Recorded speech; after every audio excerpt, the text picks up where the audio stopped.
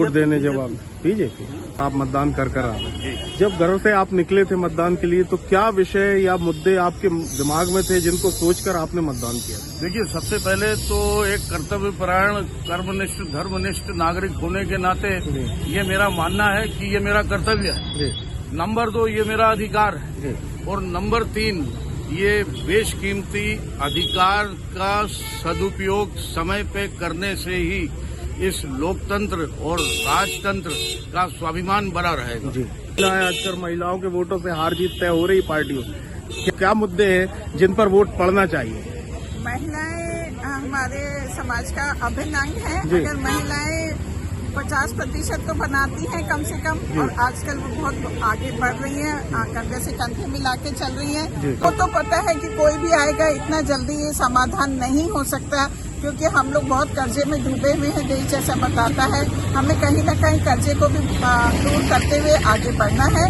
तो सरकार का साथ देना हमारा काम है, कर्तव्य है, ताकि खाली सरकार ही सब कुछ करेगी ऐसा नहीं है, हमारा भी योगदान बहुत जरूरी है। महिलाओं के वोट से ही जीत हार सुनिश्चित हो रही है राजनीतिक पार्टी। घर से मतदान करने के लिए जब आप निकली थी तो दिमाग में क्या विषय थे? सभी मुद्दे होने चाहिए, और क्षेत्रीय तो सबसे पहले है जी। थोड़ा सा मैं खुल के पूछूं, किस पार्टी या प्रत्याशी का आना क्षेत्र की जनता के हित में रहेगा?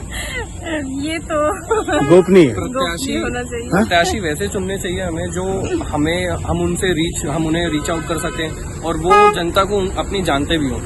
तो आइडियली हमें वैसा कैंडिडेट चुनना चाहिए जो जनता से जुड़े भी। अब अगर हम सिर्फ पार्टी के बेसिस पे वोट करें तो वो भी सही बात नहीं है। जागरूक नागरिक होने के नाते हमें ये मालूम होना चाहिए कि प्रत्याशी हैं कौन कौन। अगर हम सिर्फ वही जाके हमें पता चल रहा है कि कितने नागरिक हैं, तो ये सही बात तो भी नहीं है। जहाँ पर जितनी महत्वता यहाँ पर हमारे रीजनल लीडर्स की, उतनी महत्वता ऊपर भी है। थोड़ी ऊपर ज्यादा हो जरूर सकती है, पर दोनों चीजों को ध्यान में रखना चाहिए। सिर्फ एक ही उसके बेसिस पे हम वोट नहीं दे सकते। बहुत बहुत धन्यवाद। बड़ा पर्व है जी। तो आप जब घर से निकले थे तो क्या सोचकर निकले थे? क्या मुद्दे दिमाग में थे जिनको सोचकर आपने मतदान किया? मुद्दे ये कि राष्ट्र विकास करे जी, शिक्षा के मामले में, स्वास्थ्य के मामले में जी, और मैक्सिमम जो फैसिलिटी है जी जनता को, जी, बाकी सब चीजें एक तरफा करके, अच्छा, मतलब कृषि, पशुधन और शिक्षा और स्वास्थ्य, इस पर सरकार ध्यान दे। बाकी चीजें तो अपने आप विकसित होती रहेंगी। नेताओं का कोई अस्तित्व नहीं रहा है जी, क्योंकि जिधर पलड़ा भारी होता है उधर चले जाए। सत्य वचन। केवल उनको वोट उस आदमी को देना चाहिए जिससे मिलना सुविधाजनक। बहुत बढ़िया सर, बहुत बढ़िया प्रैक्टिकल चीज। मैं केवल इतना ही कहूंगा जिससे कि हर वक्त आदमी अपने साथ में, चाहे वो पार्टी का हो, चाहे पावर में हो या नहीं पावर में हो, कम से कम वो आदमी साथ दे। उस पर वोट देना चाहिए जो आदमी आपके साथ में खड़ा है। Thank you sir. आपको ये हक मिला है मतदान करने का, तो आप अपने इच्छा अनुसार जो भी करना चाहें करिए। मैं भी बहुत दूर गई हुई थी, इंदौर, और वहाँ से सिर्फ मतदान करने के लिए आई हूँ, क्योंकि मैं अपना वोट खाली नहीं जाने देना चाहती थी। ये मेरा हक है और इसको मैं यूज करना चाहती हूँ, और आप लोग भी करिए। धूप धाप कुछ नहीं देखिए। मतदान करके आज तो आपके निकले, आपके मस्तिष्क में क्या विचार थे, क्या सोचकर आपने मतदान किया? हम तो सबको लेके चलते हैं, हमें पर्टिकुलर अपने लिए नहीं, देश के लिए हित चाहिए, इसलिए हमने वही सोचा है जो देश का हित करेगा उसके लिए। मैं राष्ट्र के हित में सब अच्छा चाहूंगी कि मेरा राष्ट्र तरक्की करे, मेरा देश तरक्की करे। इसलिए सभी महिलाओं से, बच्चों से, पुरुषों से निवेदन है कि वे अपना अपना मत अवश्य डालें। आप बुजुर्ग हैं, काफी कई बार असुविधा भी होती होगी, फिर भी आप मतदान करने आए। नहीं, तो मतदान करना हमारा अधिकार है, और हर नागरिक को चाहिए कि अपना कीमती समय निकाल के कीमती वोट को दे। मतलब उसको ऐसा नहीं समझे और राष्ट्र के हित के लिए करे, मतलब व्यक्तिगत ना समझ कर। इस एज में भी हम अभी +70 होने पे भी हम अभी दोपहरी के समय पे आए हैं। घर से जब आप क्या सोच के निकली थी? क्या मुद्दे आपके दिमाग में थे कि मतदान किसको करेंगे? कुछ महंगाई, बेरोजगारी या राष्ट्रवाद आजकल यही है जो इस मुद्दे पे पूरी तरह सहयोग करेगा। इतने दिनों से हम देखते आ रहे हैं, तो ये तो सब अपनी अपनी समझ है कि कौन इस योग्य है और कौन नहीं है, उस हिसाब से हमने मतदान किया है। सबसे पहले तो मैं ये बोलना चाहूँगा, चाहे पार्टी कोई भी है, बट हमारा जो मकसद होना चाहिए आज वोटिंग का, केवल एकमात्र लक्ष्य होना चाहिए डेवलपमेंट बहुत ज़रूरी है। जैसा कि हम देख रहे हैं कि आज के टाइम में यदि डेवलपमेंट के अलावा, यानी डेवलपमेंट से मेरा मतलब क्या है, शिक्षा, आर्थिक रूप से, सामाजिक रूप से, हर रूप से स्वतंत्रता और डेवलपमेंट जरूरी है। आपको लग रहा है वर्तमान जो सरकार इन चीजों पर खरी उतरी? अब देखिए, मैं इस पे तो कुछ बोलना नहीं चाहूंगा। हाँ, पर यह है कि जिस तरीके से चीजें हो रही है, चल रही है, मैं मानता हूँ कि और बेहतर तरीके से हो सकती है, और वो जरूरी भी है, क्योंकि जिस तरीके से सारी चीजें हम देख रहे हैं, एजुकेशन स्पेसिफिकली कॉस्टली बहुत हो गया है। अगर हम एजुकेशन ही महंगी देंगे तो कैसे करियर बनेगा, कैसे आगे लोग बढ़े? क्या मुद्दे थे जिन्हें सोचकर आज आपने वोट डाला? काफ़ी मुद्दे थे, गरीबी को भी देख के वोट डाला है, हेल्थ केयर को कोविड के टाइम पे बहुत इश्यूज आए, उसके देख के भी हमने बहुत मुद्दों में देख के डाला है वोट। देखते हैं जैसा भी है। वर्तमान में जो कामकाज चल रहा है सरकार की तरफ से, आप उससे संतुष्ट हैं? आपको लगता है कि और भी सुधार की आवश्यकता है? और सुधार की आवश्यकता है, मेनली हेल्थ केयर फैसिलिटीज़ में काफ़ी सुधार की आवश्यकता है। मैं एक ऑर्थोपेडिक सर्जन हूँ, मैं खुद एक डॉक्टर हूँ। मैं चाहता हूँ कि अपने देश में और हेल्थ केयर फैसिलिटीज़ में काफ़ी सुधार होना चाहिए। क्या सोचकर आपने मतदान किया है? क्या चीजें दिमाग? क्या है कि जो नरेंद्र मोदी है अच्छा कार्यक्रम चला रहे हैं, इसलिए अच्छा लगता है कि उनको ही वोट दे, वही जीते तो अच्छा है। आपने क्या सोचा? जी, हमारा भी यही है। मोदी जी अच्छा ही किया, सब कोरोना वगैरह जो भी है उसकी रोकथाम उन्होंने ही करवाई। आपने क्या सोचा? डिक्टेटरशिप जो है वो आ गई है देश में, एक तरफा हर चीज चल रही है, तो थोड़ी कंपटीशन नहीं है। ये तो कह रहे हैं, ये तो वो कह रही है ना, हर किसी का अलग अलग पॉइंट ऑफ व्यू, पीओवी या पर्सपेक्टिव हर किसी का अलग है। बुढ़ापा है तो अच्छा ही है। तो क्या है भाई, हमारा बुढ़ापा है तो नरेंद्र मोदी अच्छे ही चल रहे हैं ना, सबसे ही अच्छे चल रहे हैं। पलट के जवाब दे रही है। पलट के जवाब की बात नहीं है, दादी है, दादी की उम्र हो गई है, क्या है होना चाहिए। चेंजेस नहीं, थोड़ी कंपटीशन होना चाहिए, एक ही तरफा क्या है चीज नहीं होनी चाहिए, ऐसी बात है। आज आप वोट दे के आई हैं, आपकी भोपाल लोकसभा सीट पर है। क्या सोचकर वोट दिया है आप? मोदी जी को वोट दिया हमने। नहीं, मोदी जी को दिया है आपने, मैं ये नहीं पूछ रहा, सिर्फ ये पूछ रहा हूँ दिमाग में क्या सोच के दिया, क्या काम अच्छा लगा सरकार का? या मोदी जी ने बहुत अच्छा काम किया है, बेड़ागर में वैसे भी बहुत अच्छे रोड क्लीन करवाए हैं उन्होंने, एंड डस्टबिन एंड सब कचरा वगैरह बहुत अच्छा किया है। सफाई व्यवस्था से आप खुश? हाँ, बहुत खुश हैं, और उन्होंने हर व्यवस्था अच्छी की है बेड़ागर की, और भी अच्छा करें बेड़ागर को। बीजेपी को हमने वोट डाला है। हमने बीजेपी को वोट डाला है। आप मतदान देकर निकली, पहले जरा मतदान का साइन बता दें। जो कोई दिक्कत नहीं, तो जो मुझे डिजर्विंग लग रहा था और मुझे जिससे लग रहा था कि बहुत अच्छा काम हो रहा है, जो कर रहा है, मैंने उसी को ही अपना वोट दिया है। इसी एक वोट से कोई अच्छा कैंडिडेट हार सकता है, तो प्लीज। जो सिनेरियो चल रहा है देश में या कंट्री में या जी, भोपाल शहर में, आप संतुष्ट हैं कामों से?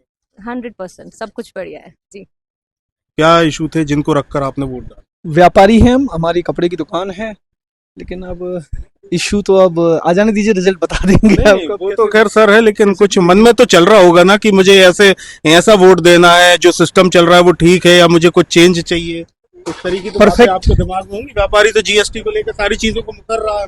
नहीं, जीएसटी बढ़िया है और अच्छा है, आसान हो गया व्यापार हमारा जीएसटी से। तो आप महिला हैं, आपके दिमाग में क्या था? सिलेंडर महंगा या कुछ ऐसी चीजें? नहीं, हमें भी नहीं, कुछ नहीं। एक बार फिर मोदी। अरे बहुत खुल के आपने बोला, धन्यवाद। आप मत देकर आई हैं, कृपया उंगली का निशान बता दें। तो आपने क्या सोचकर अपना वोट दिया है, या घर से जब वोट देने के लिए निकली तो आपके दिमाग में क्या चीजें चल रही? आपने वोट दिया? ये हमारी जिम्मेदारी है, हमें वोट देना चाहिए, और ज़्यादा से ज़्यादा महिलाएं वोट देने के लिए आए कृपया। जो है क्या वर्तमान सरकार के कामों से आप संतुष्ट हैं, या फिर आपको लगता है कि और सुधार हो सकते हैं? बिल्कुल संतुष्ट है जी। आप वोट देकर निकली, तो मतदान करने के पूर्व मन में क्या विचार चल रहा था जिसको सोचकर आपने वोट किया? यही विचार चल रहा था कि अब की बार सरकार आए तो कुछ ऐसा लेके आए कि जो बेरोजगार हैं उनको रोजगार मिले, और जो बहुत सारी चीज़ें ऐसी हैं कि जो अभी भी काम बाकी है तो उस पर काम हो, इसी आशा से हमने। सरकार आए तो मतलब वही सरकार आए जो है, या फिर नई सरकार है क्या? नहीं, सरकार तो वही आएगी तो ही कुछ बनेगा। मतलब आप पुरानी सरकार काम से संतुष्ट हैं? हाँ, लगभग संतुष्ट है। और बता दिया वोट कहाँ? और आशा है, उम्मीद करते हैं कि इससे अच्छी तरक्की करेंगे आने वाली सरकार। आपने वोट किया है? जी बिल्कुल। क्या सोचकर, क्या मुद्दे रहे जिनको सोचकर आपने कल वोट डाला है? हमें मोदी जी का सपोर्ट करना है। अच्छा। जैसे कि लाडली योजना है, और भी है बहुत सारे जो उन्होंने सबको फाइनेंशियल और बहुत सपोर्ट किया है। चलिए, तो आपका वोट मतलब मोदी जी को बिल्कुल चला गया? चला गया। जीतेंगे? बिल्कुल। भोपाल से आलोक शर्मा जीतेंगे? हाँ बिल्कुल, 100%। Thank you. मतदान हुआ है, आपने किया? नहीं, हमने किया, बिल्कुल वोटिंग करी हमने और बहुत अच्छा मतदान हुआ, बहुत अच्छा पसंद रहा। इतनी धूप में भी लोगों का उत्साह था, देश हित के लिए मतदान किया। क्या सोचकर जब आप गए थे, क्या मुद्दे थे दिमाग में? मुद्दा BRTS की सबसे बड़ी परेशानी थी बेहरागढ़ की, जो कि मोदी सरकार अपना सबने हटाने के प्रयास किए, वो सफल हो रहे हैं। अब BRTS हट रहा है, बहुत खुशी की बात है। तो आप मोदी सरकार काम से संतुष्ट? बिल्कुल संतुष्ट हैं, हमेशा मोदी जी के साथ रहेंगे। वोट डाला है? बिल्कुल डाला है। क्या सोचकर वोट किए? विकास को देख के, मोदी जी को देख के वोट किया है हमने। आप तो स्पष्ट बता रहे कैमरे पे कि मोदी जी को वोट दिया। मोदी जी को दिया। तो भोपाल से मतलब कौन जीत रहा है फिर? आलोक शर्मा जी।